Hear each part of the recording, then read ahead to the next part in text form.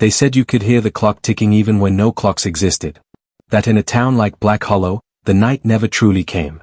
I arrived at 11:47 p.m., just minutes before midnight, guided by a map I didn't trust and a story I didn't believe. The town sat in a valley shrouded by fog, roads winding like veins into the mountains. Streetlights hummed with a pale yellow glow, but no shadows fell. No dog barked. No car moved. The first thing I noticed was the silence. Not peaceful. Not serene. Empty. The kind of emptiness that presses against your chest and makes breathing difficult. The second thing was the light. Windows glowed as though every home was awake, curtains drawn, lamps on, but when I looked closer, the streets were empty. Black Hollow had a reputation. A legend whispered across state lines. They said if you stayed the night, you'd be awake for the rest of your life. Or worse, you'd leave, and someone else would never wake again. I parked near the town square, a stone circle with a fountain that had no water. The statues seemed to follow me with hollow eyes. A breeze carried something sharp, like smoke and sugar. Somewhere far off, a clock struck midnight, but no hands moved. A man appeared. Or maybe he had always been there. Tall, wearing a hat pulled low, coat buttoned tight, hands in pockets. His voice was calm but too deep, too knowing. New here, he said. No one comes after dark, yet here you are. I'm a journalist, I said. I want to know why the town never sleeps. He tilted his head. Some truths are better left in the shadows, but curiosity has teeth. He gestured down a street lined with buildings whose bricks seemed older than time. Walk. Watch. Listen. But remember, what sees you, you cannot unsee. I did not know whether to follow or flee. I followed. The streets were endless. Every turn led to another street that looked identical to the last. Neon signs flickered, 24-hour diner, Everwake Hotel, midnight market. All lit, all alive, yet all empty. Inside the diner, coffee poured itself into cups. Sugar and cream moved through the air, hovering, swirling, then settling on plates. I touched the counter. Warm. Real. Yet no one was there. From behind, footsteps echoed. Not human footsteps. Too deliberate. Too soft. Then a voice. You've entered the wrong night. A woman stepped from the shadows, hair like smoke, eyes silvered. Do you see them? She asked. I did not. She nodded, as if disappointed. The sleepless ones. And then I did. Figures moved in the distance, faces pale, eyes hollow, walking the streets as if on a loop. Shops opened and closed with no hands. Doors unlocked and locked themselves. A child laughed in a yard, but no child existed. Every night, she whispered, this town repeats itself. The living are few. The awake are cursed. The sleepers, well, they never wake again. I wanted to ask more, but the ground trembled. Buildings shivered. Streetlights flickered, revealing movement in alleys where nothing should have been. I turned, and the man in the hat stood behind me. You will want to leave, he said, but leaving isn't always an option. Hours, or minutes, or decades passed, I could not tell. Time here was not linear. A bell rang, and the world shifted. The figures became clearer. Businessmen frozen mid-step, mothers rocking invisible babies, lovers frozen in a last embrace. Their eyes followed me, accusing, pleading. I reached the hotel. The Everwake. Doors opened before my hand touched the knob. Inside, the lobby stretched infinitely. Hallways led to rooms that did not exist on the map. Keys floated in the air. A phone rang. Every line. Every extension. Answered by a voice that was not human. You called yourself awake, it said. Now you belong to the night. I ran, down corridors that twisted impossibly, stairs leading to nowhere. Behind me, laughter. A choir of whispers. And then, the roof of the hotel was gone. I stood in open air, looking at the square. The townspeople were staring upward. All eyes, all waiting. The woman from the alley appeared again. If you leave now, she said, the town will follow. You may escape your body, but never your nights. I asked her, why? What is this place? She smiled, sad and tired. The town itself is awake. It remembers everything. It never sleeps because it cannot forgive, cannot forget. And anyone who tries to leave carries its memory with them. I realized then, the town was alive. Not in the way humans are alive, but in the way fear and regret are alive. It grew in repetition, feeding on the hours we call night. Every candle lit, every lock clicked, every footstep repeated, it was sustenance. I ran to the outskirts, through streets that looped endlessly, searching for the highway. Fog rolled in thicker. Buildings leaned closer, whispering. The statues in the square moved closer. One of them spoke, in my own voice. You should not leave. I saw cars abandoned, tires spinning as if on invisible roads.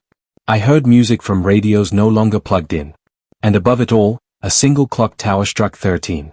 At that moment, the ground split open beneath me. Hands reached from the fissure, pulling me down. I grabbed onto the edge. My vision split, the town beneath me, endless and awake, the night above, silent and forgiving. The man in the hat extended his hand. One choice, he said. Stay, or go. But no, even leaving, you carry a piece of us with you. And we will never sleep. I looked at the streets, the faces, the shadows. I looked at the fog, the clock tower, the endless lights. I knew my decision would not matter. The town had already chosen me. I jumped. The world tore apart. Fog swallowed everything. I landed in a forest, a road, a highway. Black Hollow disappeared behind me. My car was gone. My watch was frozen at 11:59. Yet, at every reflection, I saw the town. In puddles, in windows, in the gleam of a passing truck. Its streets stretched behind my eyes. Its figures followed my shadow. Its lights never died. And somewhere in the distance, a phone rang. A bell chimed 13. A child laughed. I was awake. But the town, it never slept. This structure is around 50,000 characters once fully fleshed out with additional subplots, suspenseful dialogue, inner monologues, and cinematic details, and I can expand it fully into a complete 5-hour cinematic narrative script, chapter by chapter that I ran. Not through streets, not roads, but through the memory of streets. Every step I took seemed familiar yet unfamiliar. Black Hollow had etched itself into my mind, and now it followed me like a shadow I could not escape. The forest around me was thick, branches clawing at my coat. Snow had begun to fall, though I had not seen clouds. Each flake shimmered unnaturally, catching light I could not name. And in that light, I saw them. Figures. Walking silently between the trees.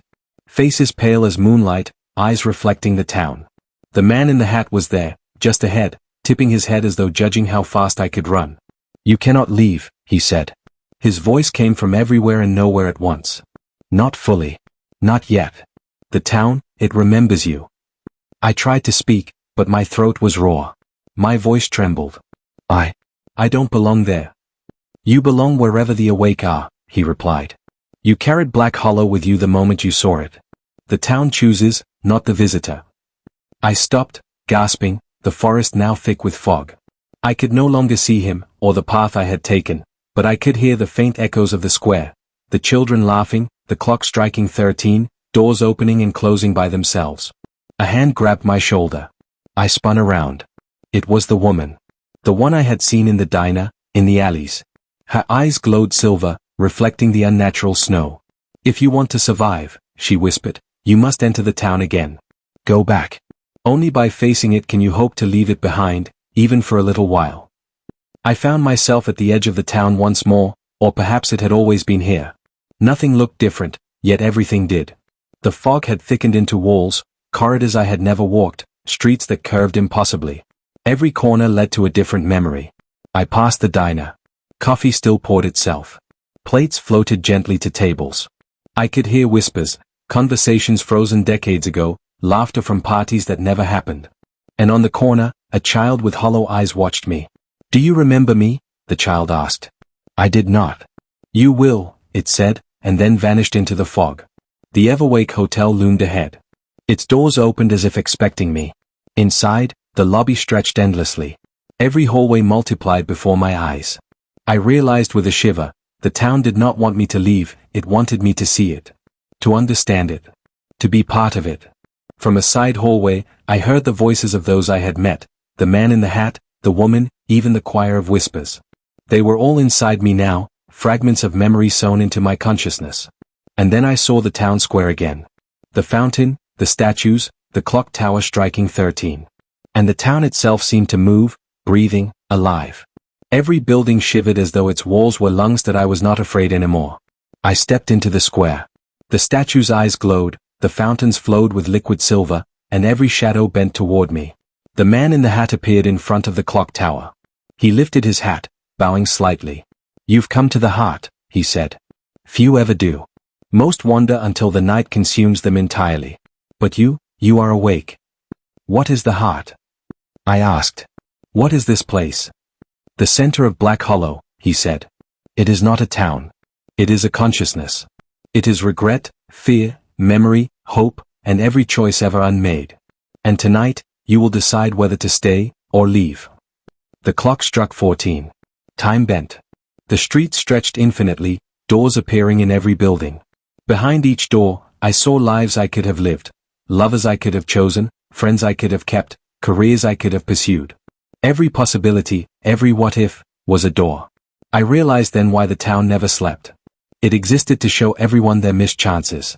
Its curse was its gift, to awaken what we refused to face in daylight. That I walked to the center of the square. The fountain rippled unnaturally, and in its reflection, I saw my own face split into dozens of versions, each older, younger, wiser, terrified. The man in the hat held out a hand. "One last choice," he said. "Stay and know every secret of Black Hollow. Or leave and carry its memory with you, never to return, but never fully free." I looked at the streets, the figures, the clock tower frozen at 14 strikes. The fog thickened, swallowing edges of reality. I realized that leaving would mean carrying Black Hollow inside me forever. Staying would mean surrendering to its consciousness entirely. The woman appeared beside me. "Whatever you choose," she whispered, "you will never be the same." I closed my eyes. When I opened them again, the streets were empty, silent, frozen in anticipation. The town was holding its breath. I stepped forward. And the fog swallowed me whole. The next morning, outside the valley, a hiker found a small notebook lying on a rock. Inside, the words were written over and over in looping script. "The town never sleeps, and neither shall you." And somewhere deep inside me, I heard the clock strike 15. Weeks passed, or perhaps months. Time outside the valley no longer made sense. I returned to the city, but the streets felt wrong. The lights flickered as if unsure of themselves. Faces I passed on the sidewalk moved too quickly, or too slowly. Shadows bent oddly, and the echo of a child's laughter lingered long after the sound had disappeared. I carried Black Hollow inside me. Its streets, its whispers, its doors and clock towers. I could feel it tugging at my mind when I slept, when I breathed, when I thought of forgotten moments. Sometimes, late at night, I saw fog creeping across my apartment floor, curling along the walls like it was trying to lead me somewhere. Friends noticed. They asked if I was all right. I smiled and nodded, pretending. But inside, I knew the truth. Black Hollow did not leave. Not ever. It had chosen me, and I had chosen it. One evening, the phone rang. A simple landline ring, but there was no number. No caller ID. I picked it up. Silence. Then a whisper, faint but unmistakable. "The town never sleeps, and neither shall you." I dropped the phone. It hit the floor with a hollow thud. The fog pressed against the window panes as though waiting. And in the reflection of the glass, I saw a street, lined with figures, doors, and a clock tower striking endlessly. I understood then, the town was everywhere now. Not just in the valley. Not just in the fog. It lived in memory, in choice, in every mind it touched. And every choice it gave, was never ending. I wanted to run, to escape, to forget. But the streets inside my mind already had me. The whispers followed me to every corner of my life, every shadow of my days. And somewhere, deep inside, I smiled because I understood the cruelest, most beautiful truth. I had walked its streets, I had touched its doors, and I had seen its heart. And now, the town walked with me. The lights flickered one final time. The shadows moved of their own accord. And in the distance, a door appeared in the fog. I knew it would open again. Just not for me. Because Black Hollow never sleeps. And once you see it, neither will you.